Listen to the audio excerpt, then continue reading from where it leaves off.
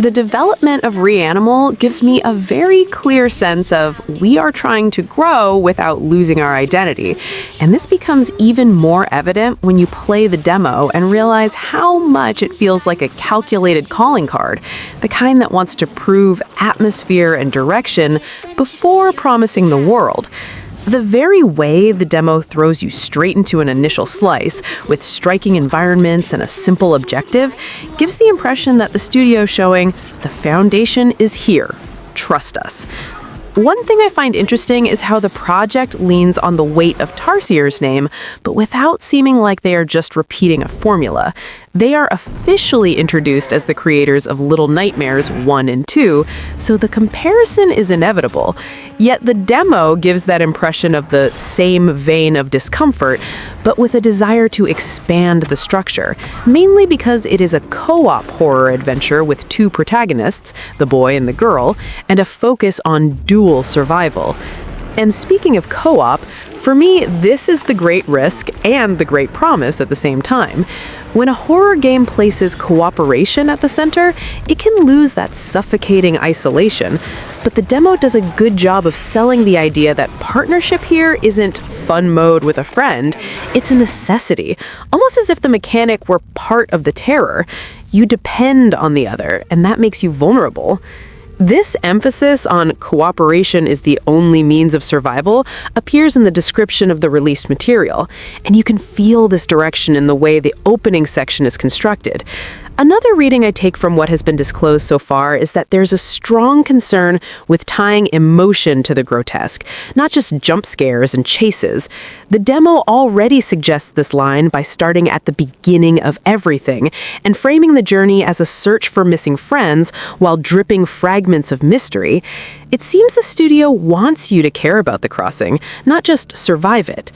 This appears quite directly in the official text of About the Demo, which speaks of the reunion of the orphan siblings and the search for their friends, beyond the first clues of the mystery. You can also feel a production care in the way the demo was treated as a product in itself, not just a random snippet. It was kept active on Steam and even expanded to consoles afterward, which sounds to me like a strategy of confidence and feedback collection. If the full game maintains the consistency of the atmosphere of the places the demo lets you explore, like the mill and train yard, and manages to balance emotional narrative with cooperative mechanics without turning into theme park horror, I see a lot of potential for it to be that type of horror that sticks in your memory due to discomfort, not the scare. The story, from what can be felt in the demo, seems to bet less on explaining and more on making you deduce what is wrong with that place. The starting point is very direct. Two siblings, missing friends, a hellish island, but the way of telling it is entirely fragmented, as if each area were a piece of a bad memory that someone tried to bury. What got me right away is that the game doesn't sell the fear just through the monster, it sells it through the reason for you being there. The demo description itself says it's the beginning, that you understand how the boy and the girl meet, and you already receive clues as to why they might be in that place. So the story already starts with that lingering doubt. In the demo, the search for Hood functions almost as a perfect narrative excuse. Simple enough to push you forward, but strange enough for you to keep reading the environment as if it were a torn note. And when the sniffer enters as a captor, and the demo makes a point to say you won't defeat him there, it leaves that sensation that the game is presenting you with a problem bigger than a boss. It's a recurring nightmare that will return with more force later. Another thing I like, at least in this initial slice, is how the story seems to stitch co-op with emotion and not just with puzzles. On the official site, they harp on horror with hope and following two orphans on a quest for redemption in horrible circumstances, so it gives the impression that the narrative will be less about escaping and more about carrying guilt, trauma, and some chance to fix something. And then there's a detail I find very promising. The official material itself suggests that the monsters and characters draw inspiration from fragments of the troubled past of the children. This, for me, is the type of premise that can yield a story that gets better after you finish, because you start reinterpreting creatures and scenery not as macabre randomness, but as symbols of something lived. The world format also gives interesting clues. They say the main path is just a part of a fragmented story, and that exploring by land and boat reveal locations with their own stories. I like this because, if executed well, it transforms the narrative into archaeology. You aren't just advancing levels, you're assembling a case, and the game rewards you when you stop running and start observing. My only caution is, this promise of fragments and mystery needs a payoff that isn't just left open because it's stylish. But the way they describe the heavy atmosphere, the search for hope, and the idea of this dark secret that haunts the protagonists, I'm more inclined to believe that Reanimal wants you to leave you uncomfortable for a very specific reason, and not just for aesthetics. The gameplay in the demo gave me a very clear sensation. It is a survival game based on brains and nerves, not on brute force, and this already sets a very particular tone for the pacing. The official proposal itself reinforces that you have to use your head to survive and cooperate to escape the island. So I went in expecting more evasion, environment reading, and coordination than combat. The co-op, even when you play alone, feeling that there are two, is the soul of the experience. Everything seems designed for you to think as a pair, in timing, in pulling and holding, in clearing the way for the other to pass. The demo description hits exactly on this key, saying you will quickly realize that cooperation is the only way to survive. And I felt this in practice as a constant pressure not to act on impulse. The shared and directed camera is a detail I found more important than it seems in the trailer, because it defines the discomfort in a very authorial way. In the official material, they say this camera is designed to maximize claustrophobia and tension, and in the demo, I had several moments where the framing seemed to push you toward bad decisions. Are you going to advance even without seeing properly, or will you retreat and lose time? The boat section, from the little one can experience at the start, seems like a great move to break the loop of closed corridors without turning the game into a free and easy open world. The demo itself promises this first taste of navigating a dark and implacable place, and for me, this functions as a nervous breather. You don't relax, but you change the type of tension, from tightness to the anxiety of the unknown. In the puzzles and obstacles, what I enjoyed is that they don't seem to want to be too smart. They want to leave you vulnerable while you solve them. And since the game sells itself as a journey of exploration by land and boat in a fragmented world where the main path is just part of the story, I get the impression that the variety of situations will come more from different contexts and dangers than from new mechanics every 10 minutes. The stealth and chase part, especially with the sniffer, was where the demo won me over the most, because it makes clear you won't win against that right now. Overall, my opinion is that Reanimal is very promising as a cooperative tension experience with a strong identity of direction, camera, atmosphere, and pacing, but I still need to see how this will sustain itself in variety and depth beyond the initial impact. As the game itself promises various locations, each with its own story, and a heavy focus on atmosphere, I hope the game knows how to alternate well between exploration, puzzle, and escape, because it is this balance that will separate an incredible demo from a memorable full game. Right off the bat, what grabbed me about the demo wasn't just the graphical fidelity, but the visual grime that Tarsier Studios managed to imprint using Unreal Engine 5. Unlike Little Nightmares, which had an almost toy-like or clay texture at times, here everything looks damp, worn, and viscerally real. The first time you see the mud sticking or the dark water moving, you realize they took an absurd technical leap, abandoning that cleaner aesthetic for something that makes you smell the mold and rot through the screen. The lighting deserves a special mention because it isn't there just to be pretty, it dictates the rhythm of the fear. The use of volumetric fog is constant and oppressive, creating silhouettes that leave you in doubt if what is ahead is harmless scenery or one of those abominations waiting to attack. In several moments of the demo, I caught myself stopping just to admire how the lantern light interacts with the dust suspended in the air. It's a melancholic beauty that contrasts perfectly with the horror of the situations, something that strongly reminds me of the atmosphere of old stop-motion films, only much more macabre. Regarding the creature design, Tarsier has always been a master of the grotesque, but in Reanimal, they seem to have lost any filter that still existed. The fusion between human and animal isn't done in a fantastical or magical way, but in a surgical and painful way. The monsters I faced in the demo have a wrong anatomy that is deeply disturbing, with distorted proportions that seem to defy biology. It is unsettling to see something that resembles a familiar animal, but with stretched human limbs and spasmodic movements, creating that uncanny valley that leaves you with goosebumps the whole time. A visual change that greatly impacted my experience was the camera. Those who played the developer's previous titles are used to that more rigid 2.5D, but here the camera is much looser and more cinematic. It zooms in during moments of tension, almost sticking to the character's shoulders, and pulls back to show the gigantic scale of the world when you feel tiny. This dynamic nature not only helps gameplay, but directs your gaze to details of the scenery that would go unnoticed in a traditional fixed camera, increasing immersion.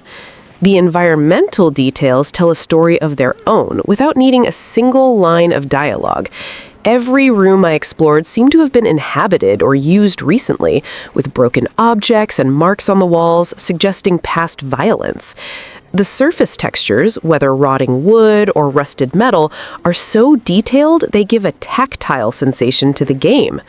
The world of Reanimal seems like a place that once existed and was corrupted, and this visual environmental storytelling is one of the strongest points shown so far. The animation of the protagonists also evolved to complement this new level of graphical realism. The weight the characters have when running, jumping, or stumbling helps sell the idea of vulnerability that is essential to the genre. It doesn't feel like you are controlling a light puppet, but rather a child, or creature, physically struggling against the environment. The cooperative interactions, like pulling the other up to a platform, have a natural fluidity that makes you care about the duo's survival just by their body language. My impression is that Reanimal is the natural and dark visual evolution we were waiting for. It's as if they took the artistic base that consecrated them and applied a nightmare realism filter over it. If the full game maintains the visual quality and consistent art direction I saw in this demo, we are looking at one of the most visually impactful games of the year, not for being hyper-realistic in the traditional sense, but for managing to transform the bizarre into something we can't stop looking at. In the demo, the performance seemed good enough to get into the mood, but still had that classic whiff of a demo that isn't 100% polished, mainly in transitions and area loading. In my tests, I observed the presence of micro-stutters when the game loads new areas and also FPS drops. I believe this is because the demo isn't fully optimized yet. The type of hitch I felt isn't so much it became unplayable, but rather those small interruptions that break fluidity precisely when you are walking and exploring. This bothers me more here than in a common action game, because Reanimal depends heavily on continuous tension, so any technical hiccup turns into a cut in the sense of danger. I also had problems when trying to move the game between my monitors or when I played on my secondary monitor. Again, not the kind of thing that destroys the experience for everyone, but it's that detail that makes the demo seem less consistent than it should be, especially for those who record gameplay and test different configurations. On the optimistic side, I like seeing that on portable hardware things seem viable. On my Steam Deck with the preset on medium, it was the best balance, keeping the game above 30 FPS, with some moments reaching 40, 45, and only with some small stutters when loading new places, attributed to shader cache. This is a good sign to me, because if it's already playable on the deck without suffering all the time, the final version has real room to run smoothly on PC and consoles. However, I can't ignore that part of this feeling of heaviness comes from the visual style itself. Fog, shadows, and more open scenes tend to be where Unreal Engine 5 usually charges a high price, and the demo already implies this when punctual drops and stutters appear.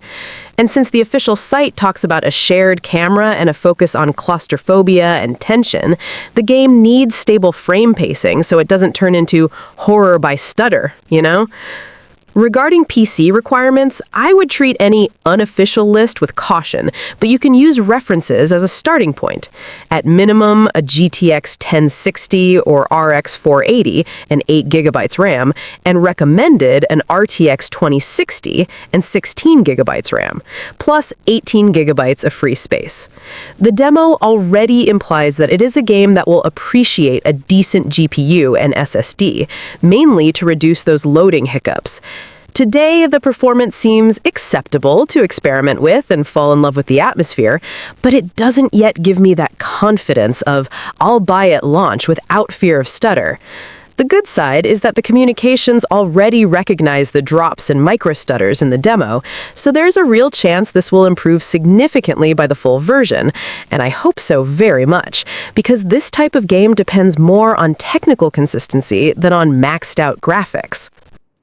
Based purely on what the demo delivered and Tarsiers' history, my recommendation regarding buying Reanimal at launch is a yes with an asterisk. If you are the type of person who plays for the atmosphere and can forgive one or two technical hitches to feel the impact of the debut, it is worth picking up day one, because the art direction and cooperative tension are at a level far above average. The experience of discovering these horrors without spoilers is part of the fun, and waiting too long might ruin these visual surprises that the demo has already shown to be the strong point. Now, if you are sensitive to performance or have a PC that sweats to run games on Unreal Engine 5, I strongly suggest waiting for the first patches or technical reviews. The demo made it clear that, although beautiful, the game suffers from those loading stutters that break immersion. It's nothing that prevents playing, but if you paid full price, you have every right to demand the game runs smooth, and the demonstration build hasn't yet conveyed that total security. This game is indicated without a shadow of a doubt for those who felt orphaned by the atmosphere of Little Nightmares and Inside. If you like narratives that explain nothing to you, puzzles that make sense within the scenery, and that sensation of being a small thing in a hostile world, Reanimal was made for you. It is also mandatory for duos looking for a cooperative experience that isn't just killing bugs together, but sharing fear and strategy. On the other hand, I would stay far away if you expect traditional combat or a story with a beginning, middle, and end explained in cutscenes.